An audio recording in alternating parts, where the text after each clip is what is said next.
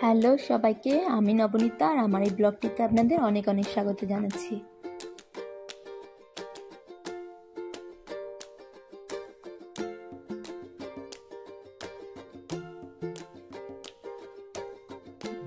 এখন বাজছে ভোর 4:45 মতো, আর আমরা এখন চললাম কর্ণাটকের হাসান জেলার হালেবেডুতে।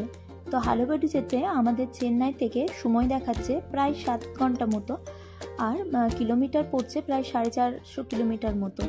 তো এটা অনেকক্ষণ পরের ফুটেজ। আমরা বেরিয়েছিলাম 4:45টার সময়, তখন বেশ অন্ধকার ছিল, যে ভিডিও আপনারা আগে দেখেছেন। আর এখন যে ভিডিওটি দেখছেন সেটা প্রায় 8 ঘন্টা পরের ভিডিও, যখন সকাল একটু হয়ে গেছিলো আর আমরা অনেকটা রাস্তা চলেও এসেছিলাম। তো আমরা অনেকটা রাস্তা আসার পর এখন আমরা আমাদের ফার্স্ট টোলে ঢুকে গেছি। এখন আমরা আমাদের ফার্স্ট টোল দেব। তো এই চেন্নাই থেকে আমাদের কর্ণাটক যেতে অনেকগুলোই টোল দিতে হয়, কিন্তু আমাদেরকে এখানে বেশিক্ষণ দাঁড়াতে হবে না লাইনে, কারণ আমাদের গাড়িতে যেহেতু ফাস্ট্যাগ লাগানো আছে। তো ফাস্ট্যাগ থেকে অটোমেটিকলি যে টোলের যে টাকাটা ওনারা কাটবেন সেটা অটোমেটিকলি কেটে যাবে। তো আমাদেরকে আর আলাদাভাবে টাকা দিতে হবে না। আমরা যখন এরকম বড় জার্নিতে বেরোই, তো আমরা আগে থেকেই আমাদের ফাস্ট্যাগ অ্যাকাউন্টে টাকাটা ভরে রাখি, কারণ জানি এরকম টোল আমাদেরকে অনেকগুলোই দিতে হবে চেন্নাই থেকে এখন কর্ণাটক যেতে গেলে। তার জন্য আমরা চেষ্টা করি যে ফাস্ট্যাগে একটা অ্যামাউন্ট ভরে রাখার, তো যার ফলে আমাদের এইসব টোলে গেলে বেশি হয়রানি হতে হয় না, অটোমেটিকলি সেই টাকাটা আমাদের ফাস্ট্যাগ অ্যাকাউন্ট থেকে কেটে যায়। আর না হলে অনেক সময় খুচরোর অসুবিধা হয়, আপনার কাছে যদি খুচরো না থাকে তো অনেকটা টাইম লেগে যায় এই টোলগুলোতেই। কিন্তু এটাও ঠিক, আমরা যেমন টোল দিচ্ছি, রাস্তা আমরা ইউজ করছি, সেই রাস্তার জন্য আমরা টোলটা দিচ্ছি, কিন্তু রাস্তা হচ্ছে দুর্দান্ত। আমরা যে এত রাস্তা ট্রাভেল করে যাচ্ছি, পুরো জার্নিটাই আমরা বুঝতে পারি না শুধুমাত্র এই রাস্তাগুলোর জন্যই। তো তার জন্যই টোলের যে টাকাটা আমরা পে করি সেটা অতটা গায়ে লাগে না, কারণ আমাদের জার্নিটা এতটাই কমফোর্টেবল হয়ে যায় এই সুন্দর রাস্তার জন্য। তো তার জন্যই মনে হয় যে টোলটা দেওয়া হয়তো আমাদের সার্থক হলো।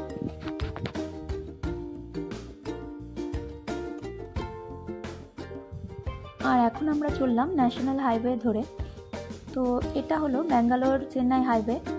আর ব্যাঙ্গালোর থেকে চেন্নাই যেতে আপনারা হয়তো জানেন, আগেও আমার ব্লগ যারা দেখেছেন তারা জানেন, প্রায় 6 ঘন্টা মতো সময় লাগে। আর ব্যাঙ্গালোর থেকে আমরা নেব ব্যাঙ্গালোর মাইসোর যে হাইওয়েটা আছে সেই হাইওয়েটাই। ওই হাইওয়ে দিয়ে গিয়েই আমাদের যে হালেবেডু যাওয়ার রাস্তাটা আমরা পাবো। আর প্রথমেই বললাম, হালেবেডু হলো কর্ণাটকের হাসান জেলার একটি ছোট্ট উপত্যকা অঞ্চল।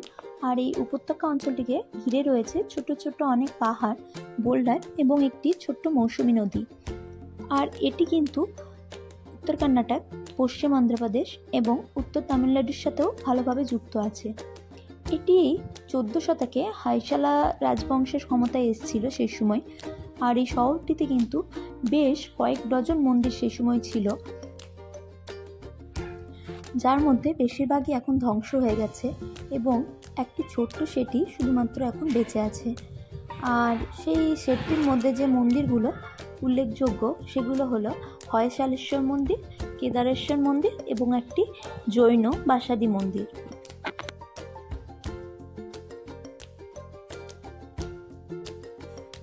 আর এই মন্দিরগুলির বিশেষত্ব হলো, এই মন্দিরগুলিতে হয়শালা আর্কিটেকচারের সাথে হিন্দু এবং জৈন স্থাপত্য যুক্ত আছে।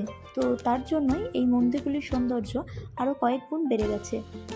তো কথা বলতে বলতে দেখুন আমরা আরেকটা টোলেও পৌঁছে গেলাম।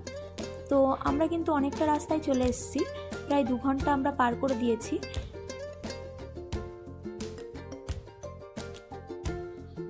আর দিনটা যেহেতু আজকে খুব সুন্দর, আজকে খুব একটা রোদ নেই, আকাশটা বেশ মেঘলা মেঘলায়, তো তার জন্যে আমাদের আজকে জার্নিটা খুব একটা বেশি বোঝা যাচ্ছে না।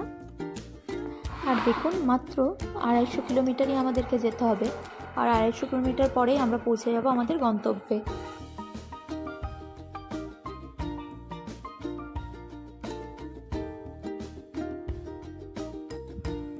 আর এটা হচ্ছে ব্যাঙ্গালোর মাইসোর হাইওয়ে। তো বাঁ দিকে যে রাস্তাটা দেখতে পাচ্ছেন আপনারা, ওটাই চলে গেছে মাইসোরের দিকে। আর আমরা এখন ডান দিকের রাস্তা নিয়ে যাচ্ছি হালেবেডু। এই চেন্নাই থেকে যে ব্যাঙ্গালোর আসতে সবচেয়ে বেশি সময় যেখানে লাগে সেটা হচ্ছে যে ব্যাঙ্গালোর ঢোকার সময় যে ট্রাফিকটা পাওয়া যায় সেই ট্রাফিকটা কাটিয়ে আসতেই অনেকক্ষণ সময় লেগে যায়। তো আজকে খুব একটা ট্রাফিক ছিল না, আমরা তাড়াতাড়ি আজকে ব্যাঙ্গালোর ক্রস করে চলে এসেছিলাম। আর এখন যেহেতু দুপুর হয়ে গেছে তো আমাদের সকলেরই খিদে পেয়ে গেছিলো খুব, তো তার জন্যই আমরা নেমেছি একটা ভেজ রেস্টুরেন্টে আমাদের লাঞ্চ করার জন্য। বাড়ি থেকে আমি কিছু স্ন্যাক্স বানিয়ে নিয়ে এসেছিলাম, রাস্তায় সেগুলো খেয়েছিলাম টিফিনের জন্য। তো তারপরে আদ্রিকের খুব খিদে পেয়ে গেল যেহেতু দুপুর হয়ে গেছিলো। তো প্রথমে আমরা একটা ননভেজ রেস্টুরেন্টেরই খোঁজ করছিলাম, কিন্তু কাছাকাছি যেহেতু কোনো ননভেজ রেস্টুরেন্ট ছিল না, তো তার জন্য আমরা এই ভেজ রেস্টুরেন্টেই নেমেছিলাম। কিন্তু খাবার কোয়ালিটি ভীষণই ভালো ছিল এই রেস্টুরেন্টটায়, দামও ঠিকঠাকই ছিল, খুব একটা বেশি না। আর এখান থেকে আমাদের হোটেলের দূরত্ব দেখাচ্ছিল মাত্র 37 মিনিটস।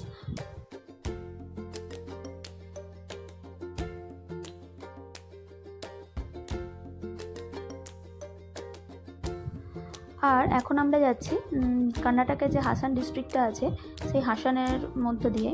তো এটা হলো হাসান শহরটি। আর হাসান শহরটি কিন্তু বিখ্যাত, এখানেও অনেক কিছু দেখার জন্য আছে। তো আমরা ভেবেছিলাম আসার দিন হাসান শহরটিকে ভালোভাবে দেখব, কারণ যাওয়ার দিন আমাদের কাছে টাইম ছিল না, যেহেতু প্রায় বিকাল হয়ে যাচ্ছিল। আর আদ্রিকা অনেকক্ষণ গাড়িতে ছিল বলে ও খুব একটা নামতে চাইছিল না বা অন্য কোথাও যেতে চাইছিল না গাড়ি থেকে। তো তার জন্যই আমরা হোটেলে যাওয়ার ডিসিশন নিই, কারণ সেই ভোরবেলায় বেরিয়ে আমরাও খুব টায়ার্ড হয়ে গেছিলাম, আর আমাদের থেকেও হয়তো আদ্রিক বেশি টায়ার্ড হয়ে গেছিলো। তো তার জন্যই আমরা ভাবলাম যে আজকে আর কিছু আমরা বেড়াবার প্রোগ্রাম রাখবো না।